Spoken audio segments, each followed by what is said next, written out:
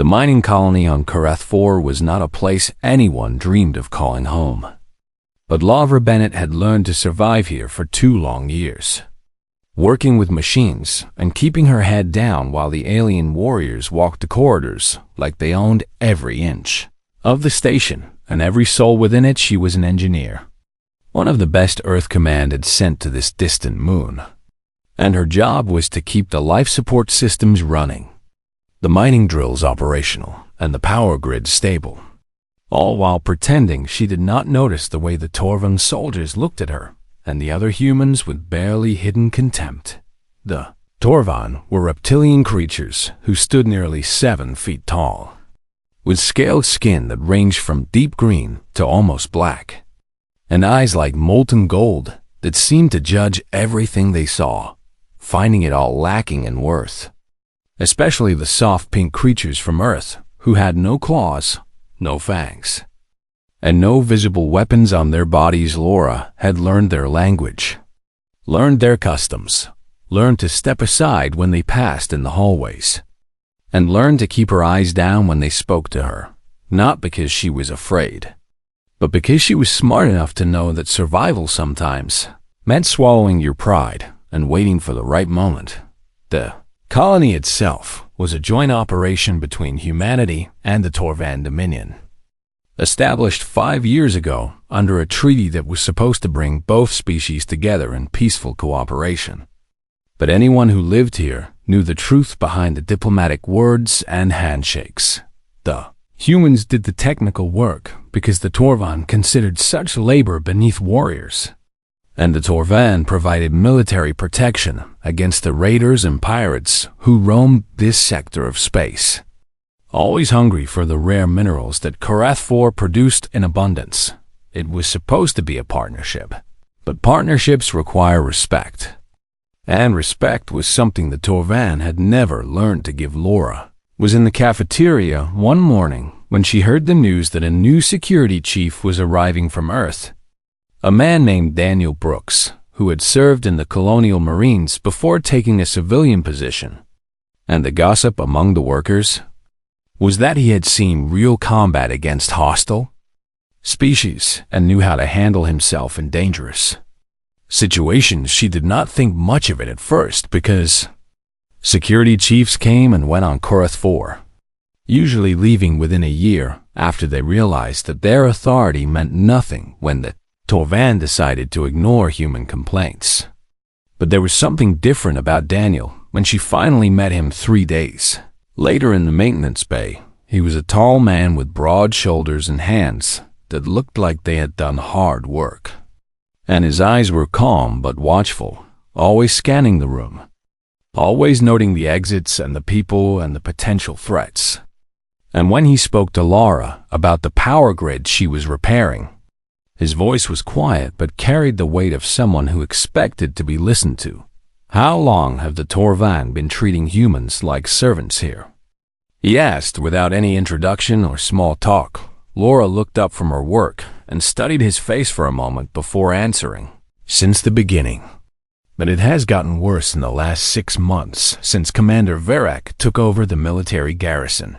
Daniel nodded slowly, like this was exactly what he expected to hear. And then he leaned closer and lowered his voice. "I read the reports before I came here, the ones that Earth Command tried to bury. And I know about the assaults, the intimidation, the workers who transferred off this station with injuries. They refused to explain." Lavra felt her stomach tighten because she knew those workers, had seen the bruises they tried to hide, had heard the crying in the sleeping quarters late at night. But she had never spoken about it to anyone in authority, because speaking meant nothing when the Torvan faced no consequences. "What are you going to do about it?" she asked, and there was a challenge in her voice, a test to see if this man was like all the others who came with good intentions and left with broken promises. Daniel straightened up and looked around the maintenance bay at the other human workers who were pretending not to listen. "I am going to make sure that when something happens, and something will happen because it always does, our people are ready to protect themselves and each other Lavra wanted to believe him, wanted to trust that someone finally cared enough to make a difference. But 2 years on Karath 4 had taught her that hope was a dangerous thing to carry in a place like this.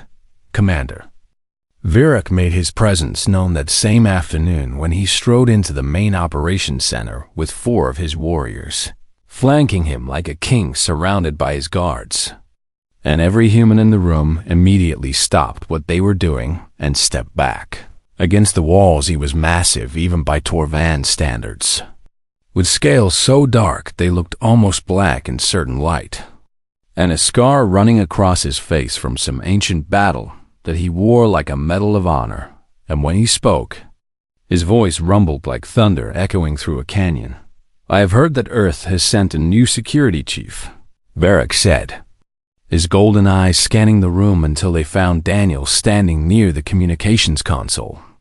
"I hope this one understands his place better than the last one who thought he could question my warriors."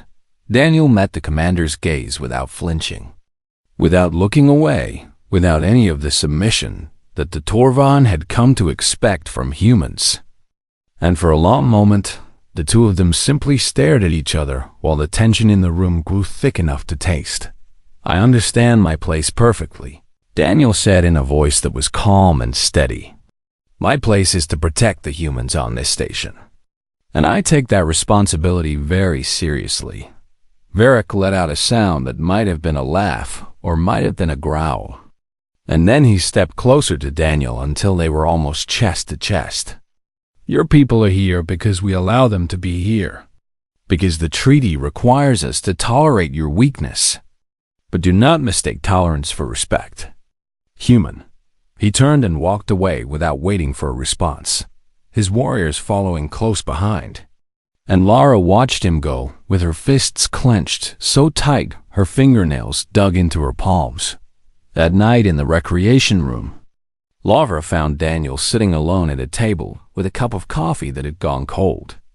And she sat down across from him without asking permission because something about this man made her feel like she could speak freely.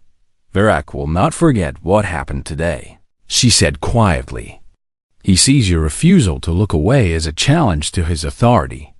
And the Torvan do not let challenges go unanswered." Daniel nodded and wrapped his hands around the cold coffee cup. "Good. Let him remember.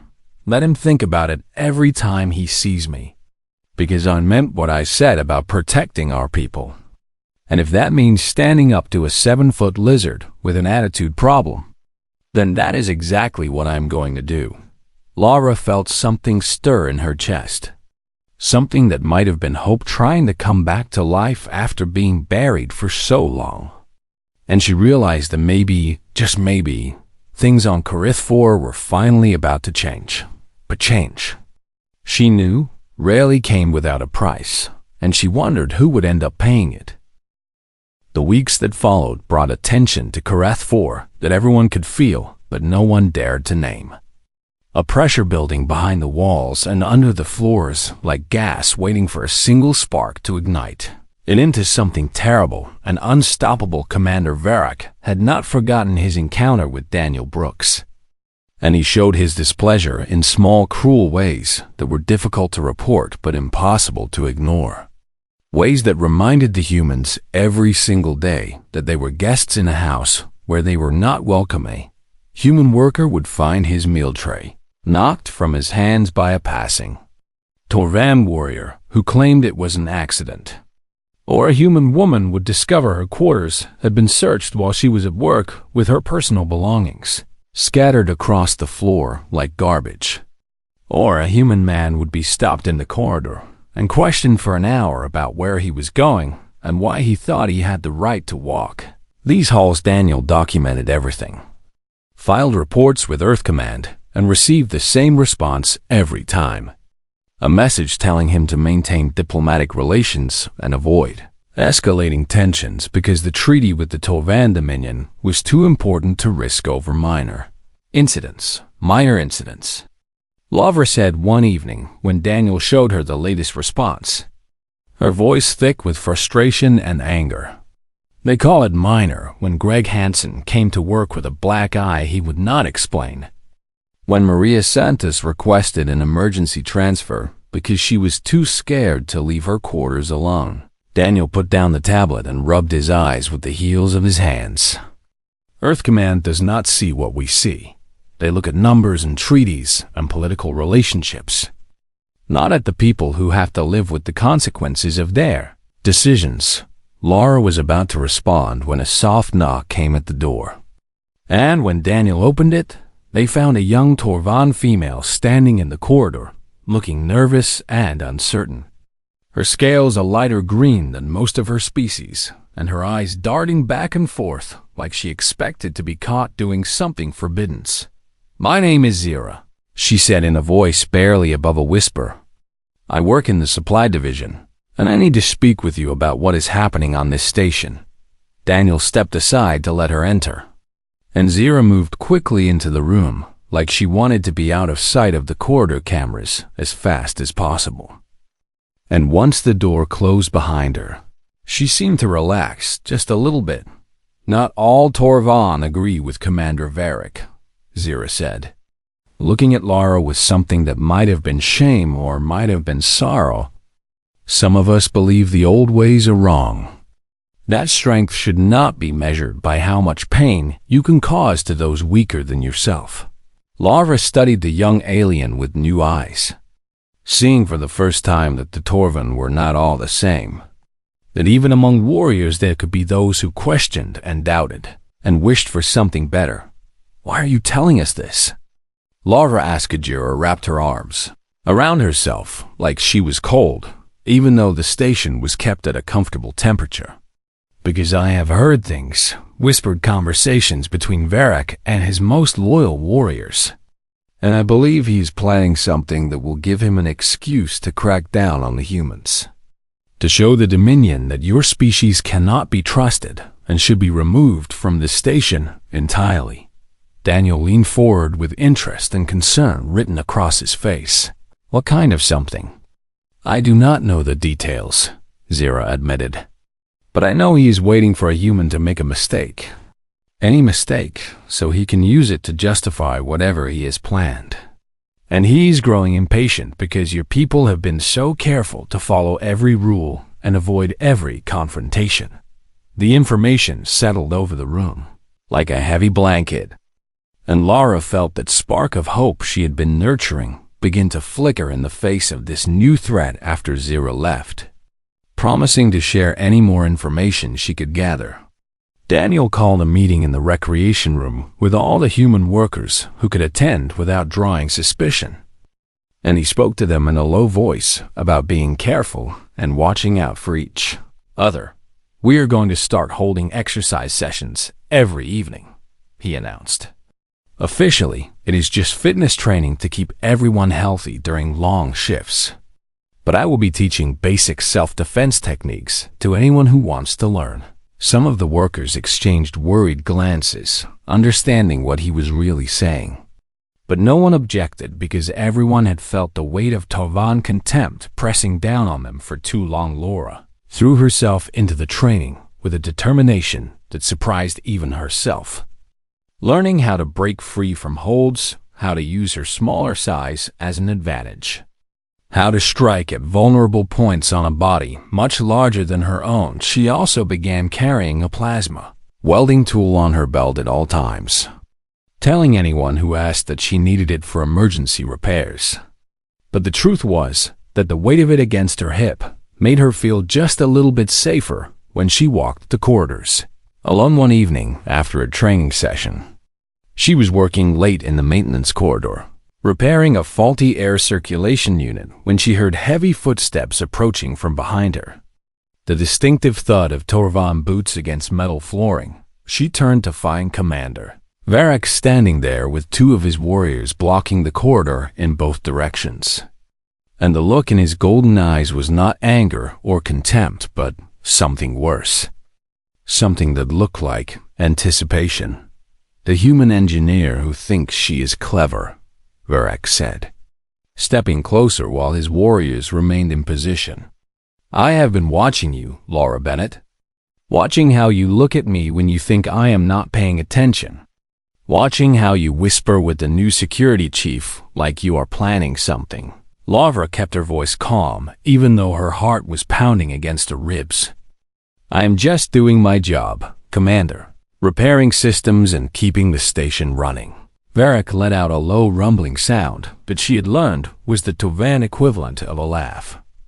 You humans are all the same, weak and soft and full of lies. Pretending to be harmless while you plot and scheme behind our backs.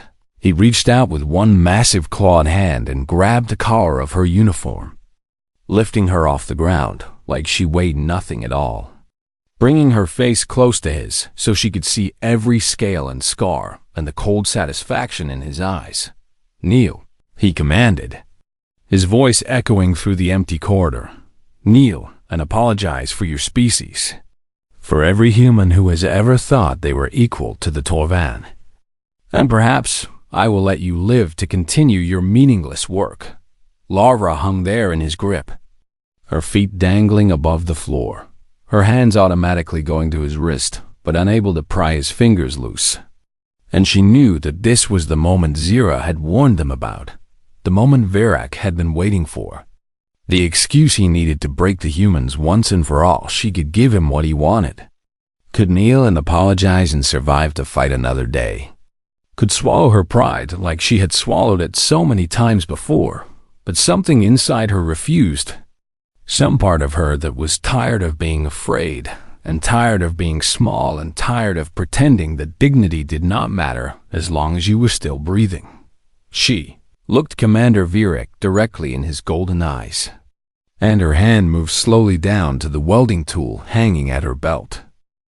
The plasma welding tool felt solid and real in Laura's hand as her fingers wrapped around its grip. And she could see the confusion flicker across Varric's face because he did not understand what she was doing.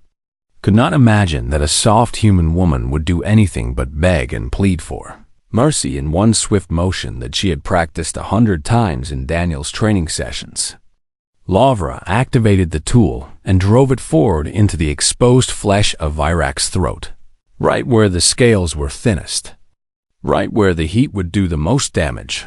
The plasma torch burned at temperatures hot enough to cut through metal, and when it met living tissue, it did exactly what it was designed to do. Searing through skin and muscle and cartilage in a fraction of a second, cauterizing everything it touched so there was no blood. Only the smell of burning flesh and a sound like meat being dropped on a hot pan. Varric's eyes went wide with shock and pain, and his grip on Laura's collar released instantly as both his hands flew to his throat, trying to cover the wound, trying to undo what had been done. But it was already too late. The plasma had destroyed his vocal cords completely, had burned through the structures that allowed him to speak. And when he opened his mouth to scream or curse or call for his warriors to kill her, nothing came out but a horrible rasping whisper that did not even sound like a voice anymore. Laura dropped to the floor and rolled away, coming up with the welding tool still in her hand, ready to fight the two warriors who were already moving toward her with murder in their golden eyes. But before they could reach her, the sound of running footsteps echoed through the corridor, and Daniel appeared around the corner with a security team behind him, all of them carrying weapons that were technically only supposed to be used against raiders and pirates, but were now pointed directly at the Torvan warriors. "Stand down," Daniel commanded in a voice that left no room for argument. "Everyone stand down right now."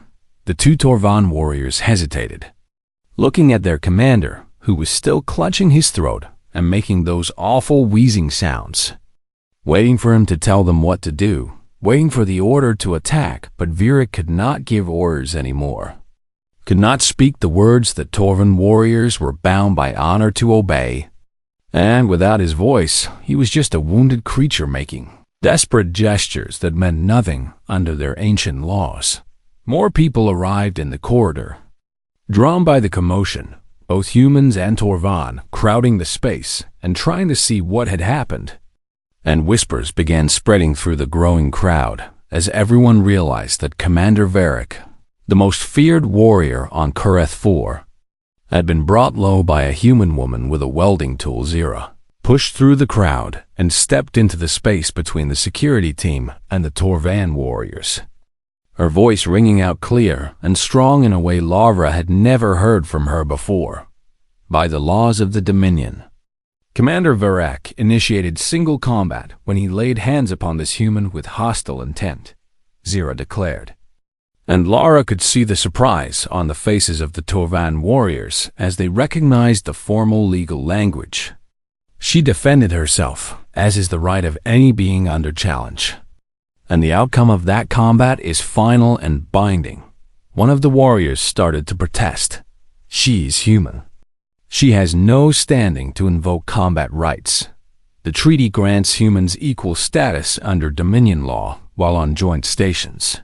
Zira countered without hesitation, which means she has every right that any Torvan citizen would have. And you know this as well as I do.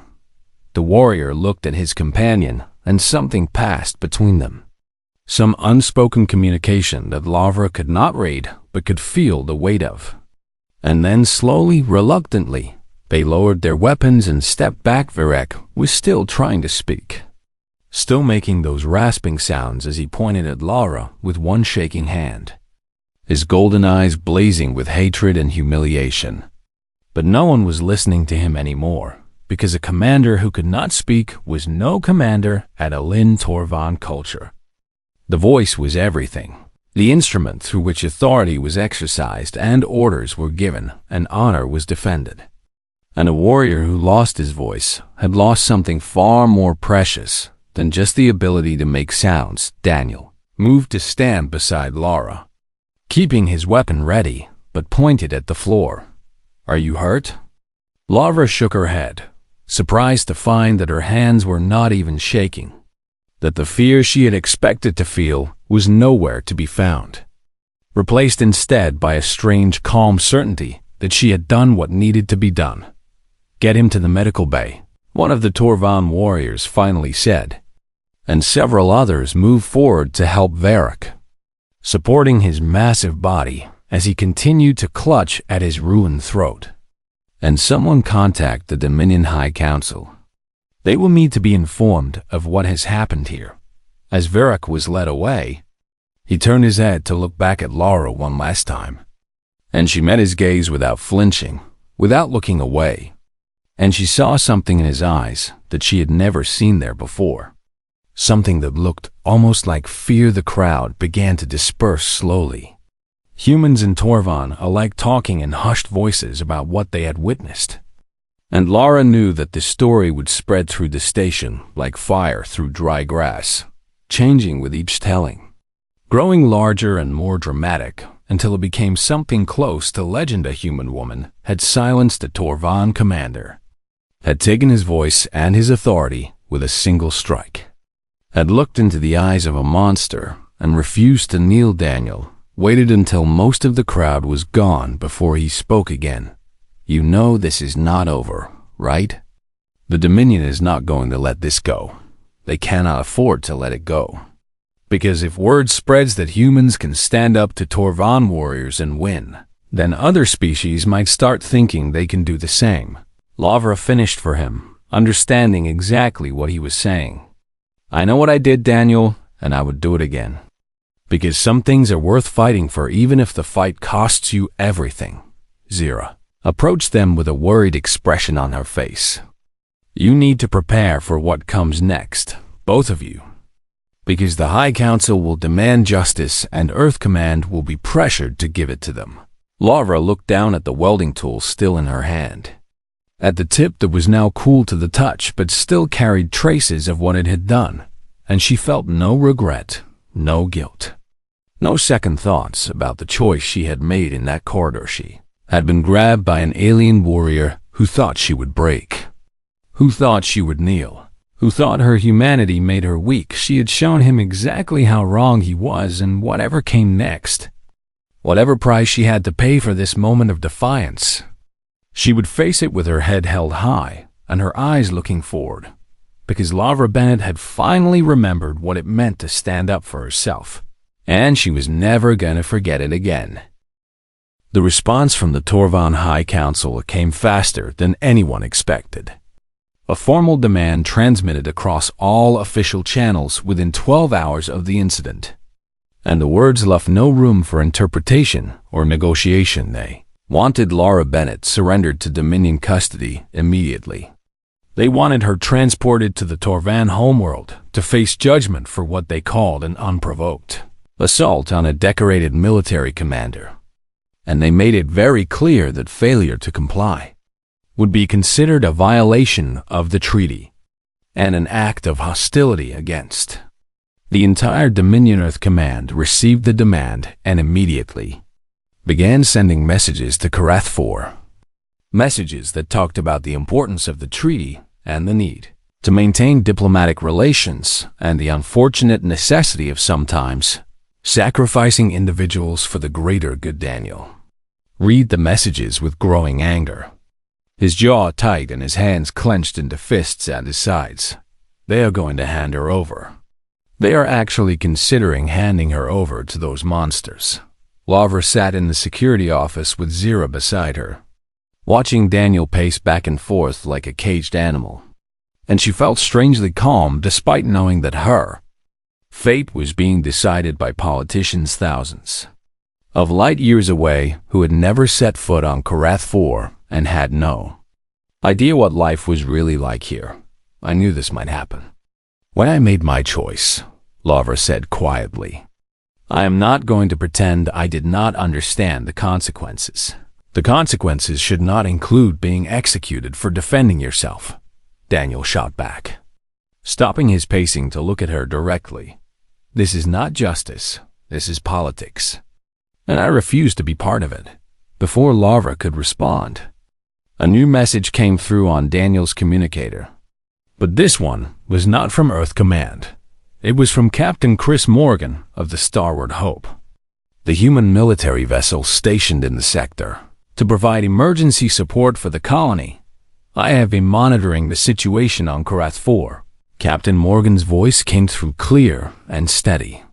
And I want you to know that I have positioned my ship between the colony and the approaching Toran fleet. I have 17 warships on my sensors, and they are holding position at the edge of the system, waiting for Earth Command to give them what they want. Daniel activated the two-way communication. Captain, are you saying what I think you are saying?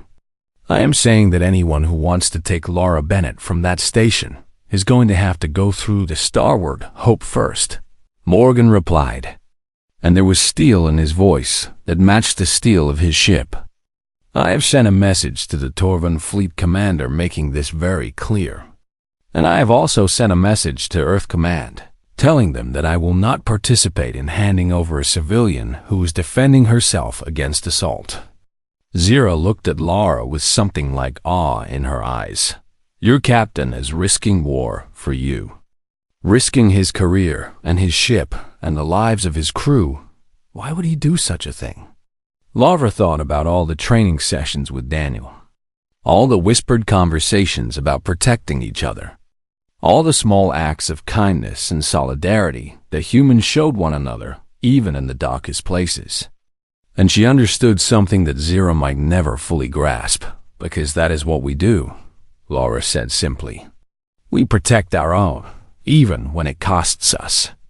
Even when it seems impossible, because a species that abandons its people is not worth preserving. Word of Captain Morgan's stand spread through the colony within minutes. And something remarkable began to happen. The human workers who had spent years keeping their heads down and swallowing their pride started gathering in the corridors and common areas.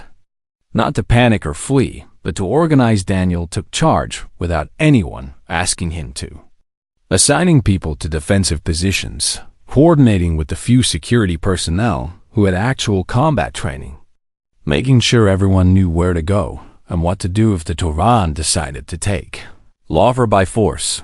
Even some of the Torvan on the station refused to participate in the hunt, inspired by Zira's courage or simply tired of serving a commander who had brought dishonor to their uniform.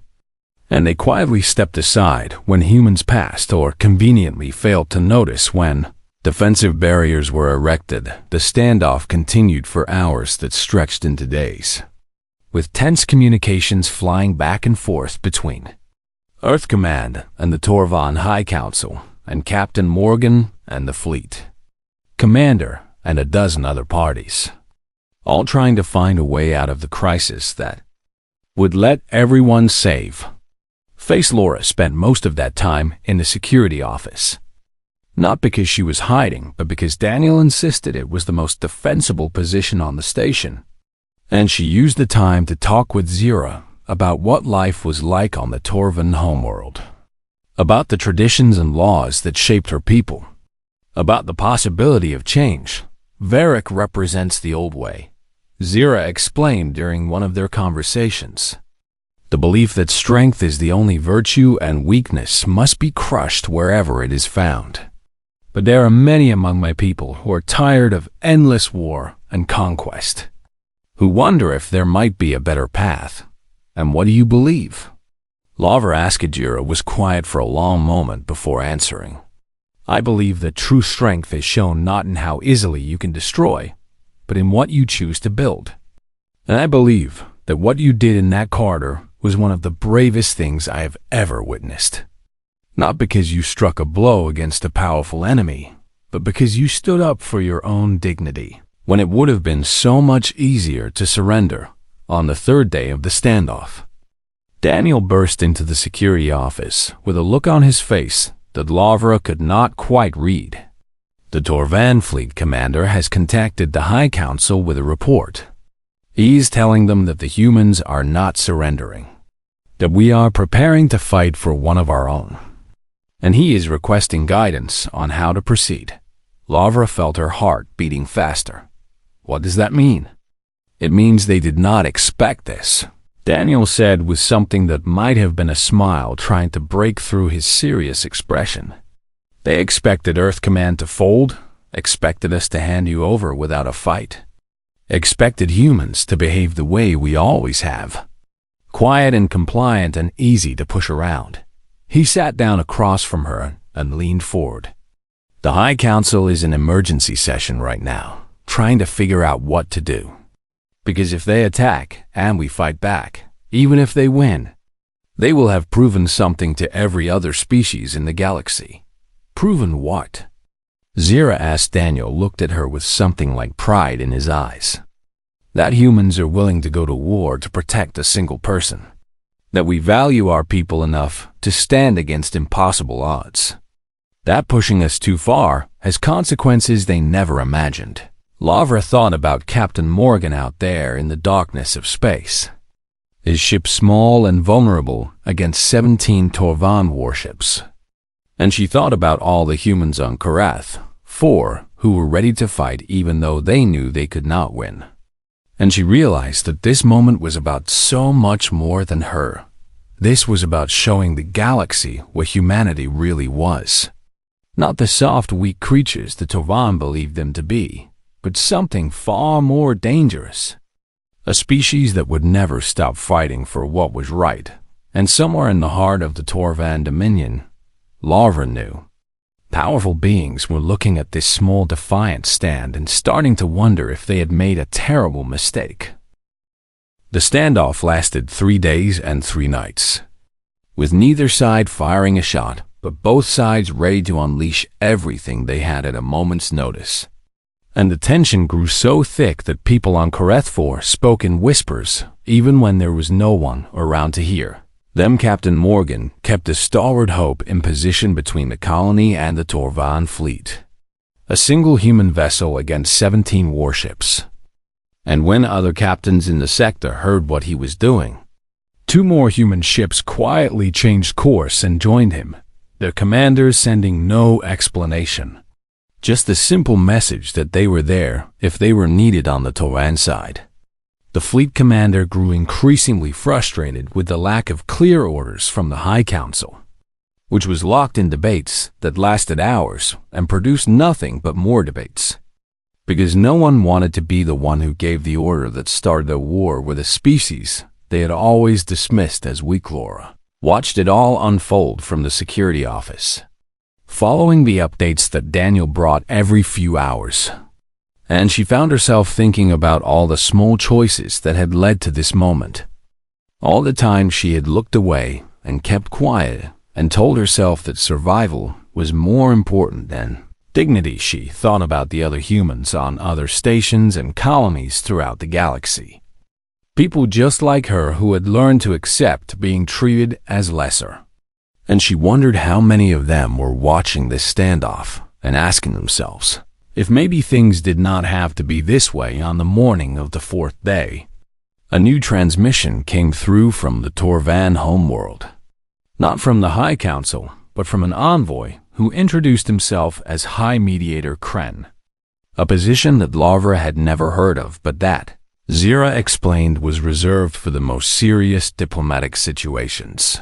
The High Council has reviewed the events on Kareth 4. Kren announced in a voice that was formal and careful, choosing each word like a soldier choosing weapons. And we have determined that the incident involving Commander Virak falls within the bounds of personal combat as defined by the ancient codes of honor. Daniel and Lara exchanged glances. Not quite believing what they were hearing, Kren continued. The human Lara Bennett acted within her rights when she defended herself against an aggressive challenge. And the outcome of that defense is recognized as final under Dominion law. The matter is therefore considered closed, and no further action will be taken against any party involved. The words hung in the air for a long moment before their meaning fully sank in. And then Lavra felt something release in her chest. A tension she had been carrying for days, that she had not even realized was there until it was suddenly gone. It was over. They had won, but not through violence or war. Through something far more powerful. Through the simple refusal to abandon one of their own. The Torvan fleet began withdrawing within hours. Their ships turning away from Kareth 4 and disappearing into the darkness of space. And Captain Morgan sent a brief message to the station before standing down from battle stations. Well done, everyone. Drinks are on me when I get shore leave. In the days that followed, the atmosphere on Kareth 4 changed in ways that were difficult to describe but impossible to miss. The Torvan warriors still walked the corridors, but they no longer looked at humans with quite the same contempt. And when humans passed them, they no longer automatically stepped aside or looked down at the floor commander. Virak was shipped back to the Torvan homeworld on the first available transport. His wounds healed enough for travel, but his voice gone forever. Replaced by a mechanical device that let him communicate in flat, toneless words that carried none of the thunder that had once made. People Tremblazira told Laura that among the Torvan, Virak had become a symbol of shame, a living reminder of what happened when you underestimated an enemy and paid the price for your arrogance. And that his name would be spoken in whispers for generations as a warning to those who thought strength was the only thing that mattered. There are already calls for reform within the Dominion, Zira said one evening as she and Lavra shared a meal in the cafeteria. Young warriors who grew up hearing stories of Torvan greatness are now asking questions about whether endless conquest is really the path to honor. And some are pointing to humans as an example of a different kind of strength. Lavra shook her head in amazement. All of this because I refused to kneel in a maintenance corridor. All of this because you showed us something we had forgotten, Zira replied. That courage is not about being bigger or stronger or more violent. It is about standing up for what you believe, even when everything seems hopeless. Earth Command offered Lara a transfer back to Earth. A comfortable position with a significant raise and a commendation for her service on Kareth 4. But she turned it down without hesitation. I have unfinished work here, she told Daniel when he asked about her decision. And besides, someone needs to make sure the peace we fought for actually means something. Daniel smiled at that. A real smile that reached his eyes and made him look younger than he had any right to after everything he had been through. I was hoping you would say that, because I could use someone like you on my team. Someone who is not afraid to stand up when it matters. Zira was promoted to liaison officer between the human and Torvan populations on the station, the first of her kind to hold such a position.